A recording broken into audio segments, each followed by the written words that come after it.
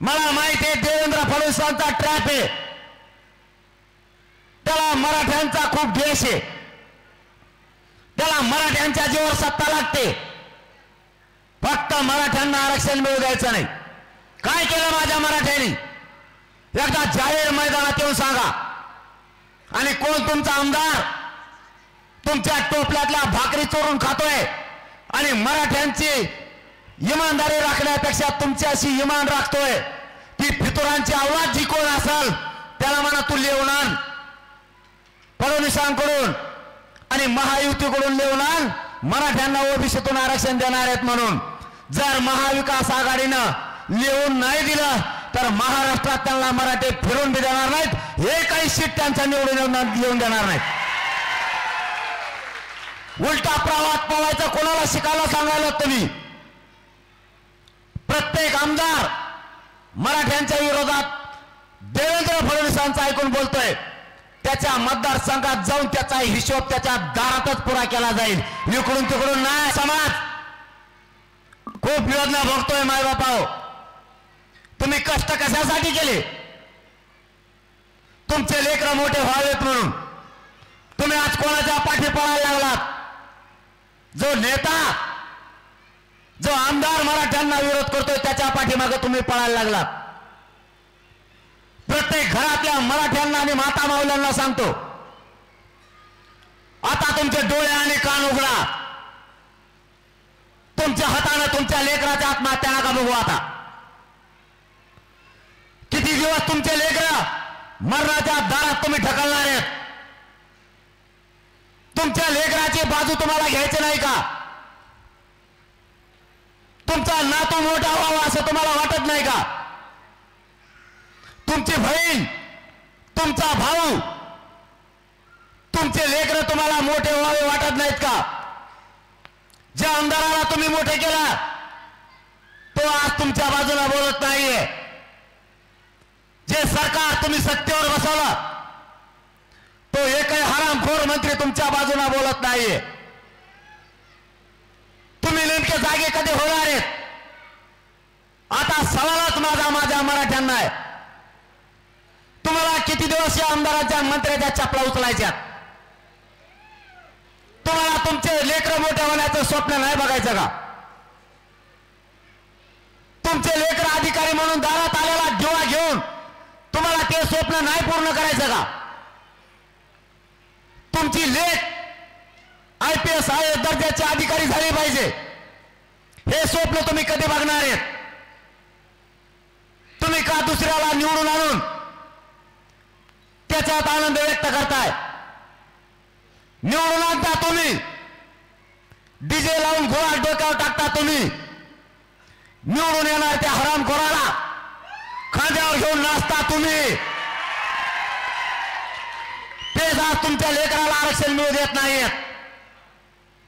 या देवेंद्र फडणवीसांनी मराठ्यांचे आमदार मराठ्यांच्या विरोधात घातलेत।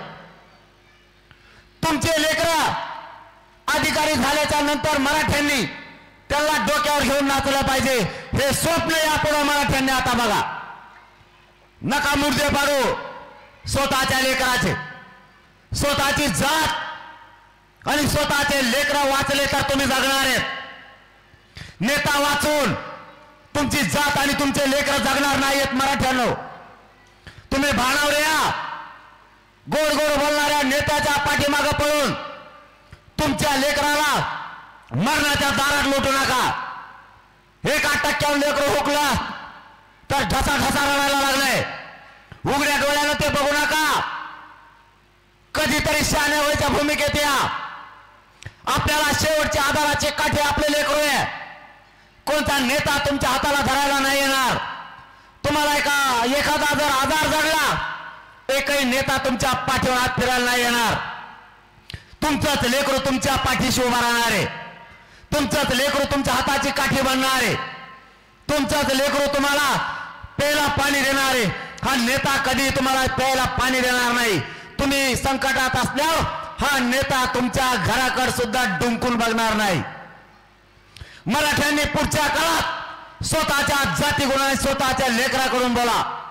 मी तळमळीनं रात्रंदिवस फक्त माझ्या मराठ्यांसाठी या सरकारची दुश्मनी अंगावर घेतली. तुम्ही कधी तुमच्या लेकराच्या आणि जातीच्या बाजूने बोलणार आहेत का? तुम्ही ओरडायला लागलात पक्षाकडून आणि नेत्याकडून. कशा पायी तुमचा हट्ट आहे पक्ष आणि नेता मोठा करायचा? तुम्ही कशामुळे तो ठेका उचललाय पक्ष आणि नेताच मोठा करायचा? तुम्ही का ठेका घेत नाहीत तुमची जात आणि लेकर मोठं करायचा? का सुखात बघायची नाही तुम्हाला जात? जातीचे लेकर का सुखात दिसून आहेत असं तुम्हाला वाटतंय? मी का करतोय हे? माझा समाज मोठा व्हावा, माझ्या समाजाचे लेकर अधिकारी व्हावेत म्हणून रात दिवस जीवाची बाजी लावून लढतोय. मी शेवटच्या मरणाच्या घटका सुद्धा माझ्या समाजाच्या पायावर मोजायची वेळ माझ्यावर आली. मला प्रचंड वेदना आहेत या उपोषणामुळं. मी कधी मरल हेही मला माहित नाहीये. मी हे संकट का ओढून घेतलंय? मी या सरकारच्या विरोधात का गेलोय? फक्त माझ्या समाजाने माझ्या समाजाचे लेकरं मोठे व्हावेत म्हणून. तुमच्या विरोधात जाहीरपणाने आमदार आणि मंत्री बोलायला लागलेत. मी काय चूक केली? मराठ्यांना आरक्षण मागितलंय आणि विरोध करण्याचा हट्ट काय? तुम्ही देवेंद्र फडणवीसला बोलू नका. मी का बोलायचं नाही त्याला? सत्तेत तो बसलाय, तो जोपर्यंत सत्तेत आहे तोपर्यंत त्यालाच बोलणार. त्याला मला सत्तेतून बाहेर जाय, तुझ्या तोंडावर नाव सुद्धा घेत नाही. मला तोय सत्तेच्या राजगादीचा राजा असतोय. जनता राजाच्या दरबारी जाते. जो राज्याचा प्रमुख आहे मागणी त्यालाच केली जाते, विरोधकाला नाही. आज सत्तेची सगळी चव तुम्ही चाखताय. सत्तेचे सगळे पद तुम्ही भोगताय आणि आम्ही आरक्षण मागितलं तर तुम्ही आम्हाला सांगता त्याला मागा. कोणची सत्ता चालवता आणि लोकशाही तुम्ही कोणाला शिकवायला लागलात? कोणत्या संविधानाची शपथ नेमकी तुम्ही घेतली? तुम्ही किती दिवस लोकांना वेळेत काढणार आहेत? माझी माझ्या मराठ्यांना हात जोडून विनंती आहे, मी काही चुकीचं करत असलो तर मला जाहीर सांगा. मी आंदोलनातून बाहेर जायला तयार आहे. मी जर काही चुकच करत नाही, मी जर माझ्या मराठ्यांना आरक्षण मागतोय तर तुम्ही पक्ष का मोठा मानताय? भाजपमधल्या मराठ्यांना आरक्षण लागणार नाहीये का? भाजपमधल्या मराठ्यांना वाटत नाही का त्याच्या लेकराला आयुष्याचं मिळावं? काँग्रेस राष्ट्रवादी शिवसेनेच्या मराठ्यांना वाटत नाहीये का तुमच्या लेकराला आयुष्याचं मिळावं? तुम्ही आम्हाला आयुष्याचं का सुविधा देत नाहीत? तुम्ही आम्हाला नादी लावता कशामुळं? तुम्ही तात्पुरत्या योजना आणता कशासाठी? आमचं म्हणणं आहे की तुम्ही शेतकऱ्याला कायमचं द्या, त्याची कायमची कर्जमुक्ती करा, तो कधीच आत्महत्या करणार नाही. शेतकऱ्यांच्या मालाला भाव द्या, तो कधी आत्महत्या करणार नाही. तुम्ही कायमचं पाणी माझ्या शेतीला द्या मराठ्यांच्या. तुम्ही 24 घंटे लाईट द्या, हा शेतकरी कधीच आत्महत्या करणार नाही. तुम्ही जे पाहिजे ते देत नाहीत. मराठ्यांना आयुष्याचं आरक्षण पाहिजे, तुम्ही ते देत नाहीत. तुम्ही 1500 रुपये देताय लाडक्या बहिणीला. त्यांनी ती नवीनच डाव आणला आता.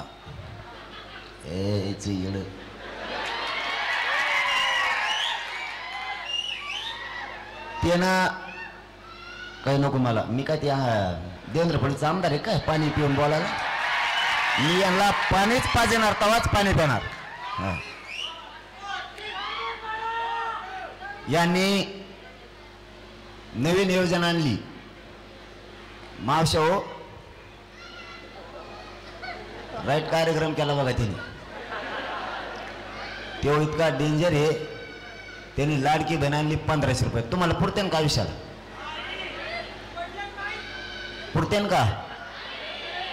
मग मी त्याला म्हणतो बाबा 1500 रुपये देण्याऐवजी आयुष्याच्या सुविधा दे. तो देत नाही, त्याने आणले 1500 रुपये.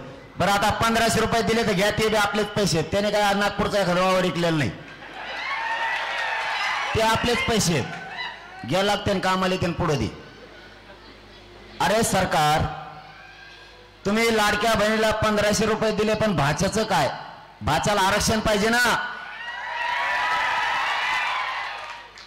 बरं भाच्या लाडक्या बहिणीला दिले, भाच्याचं भागलं नाही, त्याला आरक्षण पाहिजे. आणि दाजीचं काय?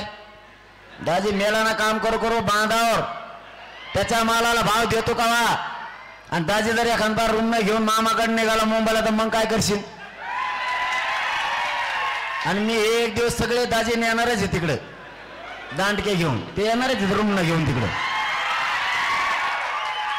यायला लय चालता चालता येड्यात काढते, धनगराला येड्यात काढते. चालता चालता आरक्षण देतो म्हणला दिलत नाही.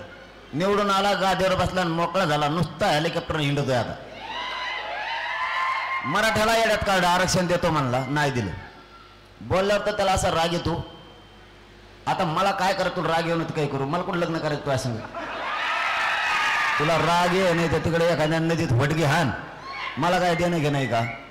मी माझ्या जातीशी प्रामाणिक आहे, मरेपर्यंत प्रामाणिक राहणार आहे. या मराठ्यांशी कधीच गद्दारी मी करणार नाही. तुला काय ट्रॅप रचायचं तर रच म्हणा. त्याने नवीन आमदार उठलेत. काल दरेकर बी बोलला वाटतं काहीतरी, त्याला दमच निघत नाही त्याला कवात. चेदी ना फिदी नाही, बिगर चेदीच पळत कुंकड बी दलिंदर. हे असले भंगार माया वाट्याला सोडलेत त्यांनी. पण थांब म्हणा, यांना कळानाच बघा, यांना कळानाच माया नादी लागल्यावर काय होणार आहे. ते जितके माझ्या विरोधात आमदार उठवायला लागले तितके भाजपचे मराठी बाहेर पडायला लागलेत. गरीब ते म्हणते ते गरीबासाठी लढतोय ना, याच्या विरोधात हे उतरलेत ना, जाऊ दे, त्या भाजपचं काही देणं घेणं नाही आपल्याला. डायरेक्ट म्हणाले किती नावं पाहिजेत, बस म्हणा देवेंद्र फडणवीसला माझ्या संघ चर्चेला. नावं लेखाले आता 4 महिने तो त्याच्यातच जाते, नुसते नावं लिहिण्यात. इतके भाजपचे आलेत, रच्चे आलेले तर नावच नाही सांगत.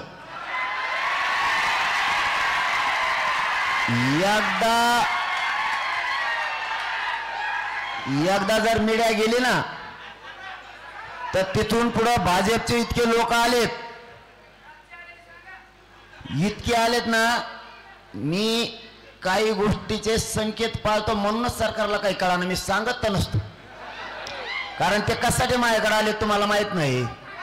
ते यासाठी माझ्याकडे आलेत की त्यांच्या हातात 3 जण आहेत, इकडून 3 आणि तिकडून 3 उमेदवार द्यायचा एक. ते राहिलेले 2 म्हणतात आम्ही काय करावं. म्हणलं मला काय नाही, तू काय करणार आहे? किंवा म्हणतो राव मी 5 वर्ष फ्लॅटिकला एक तयारी केली ना, आता हे दुसऱ्याला तिकीट द्यायला लागलेत, मी काय करू? म्हणलं मला काय माहिती तुला काय करायचं. ते म्हणतात मग जाऊ द्या, तुमचा जीव असेल ते निवडून देऊ, पाडून टाकू आम्ही त्याला. भाजप मधले तर इतके येतात रातची, त्यांची तर गिनतीच नाही. मी रातभर जागा असतो, खोटं बोलत नाही. मला ते झोपूनच देत नाहीत. आले की गोदडी धरून उडी दे माई. कारण यांच्यासारख्या का फुकटच्या रागा नाहीत आम्हाला, यांच्यासारख्या का फुकट खात नाहीत आम्ही. आमच्या बापाच्या कष्टाचा खातो आम्ही, चटणी भाकरी खातो, पण बापाच्या कष्टाचं खातो. हे जे फुकट माझ्या विरोधात बोलतात ना आमदार भाजपचे, हे मराठ्यांच्या पैशावर पोचलेली अवलादी. हे मराठ्यांचे पैसे या महाराष्ट्रातल्या जनतेच्या पैशावर पोचलेत आणि आज मराठ्यांना विरोध करायला लागलेत का? त्यांचं म्हणणं आहे देवेंद्र फडणवीसला टार्गेट केलंय आणि मी जर त्याला टार्गेट करायचं बंद केलं तर मग यांना गोड लागतं. कसलाही आमदार असू द्या, कितीही नालायक, तो स्वतःच्या जातीकडून बोलणार.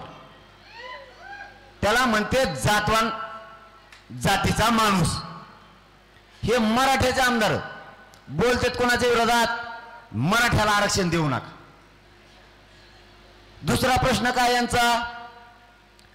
आता दुश्मनी किती घ्यायची? आणि मी आल्यापासून दुश्मनी का? हे तर 150-200 वर्षापासून लफडं सुरू आहे या दुश्मनीचं. तिसरं यांचं काय आहे? त्या महाविकास आघाडीकडून लिहून आणा. आणि तुम्ही काय राहता? तुम्ही लिहून द्या ना. बरं लिहून द्यायची गरज काय? मराठ्यांचं आरक्षण ते तुम्ही द्या ना, ते देतच नाहीत, फक्त बहाणे करायचे.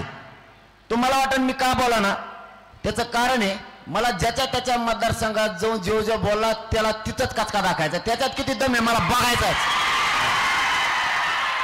आता मला खेटलायच ना, मला खेटलेल्या माणसाला मी टेकविल्याशिवाय सोडित नाही, आपला रूल आहे.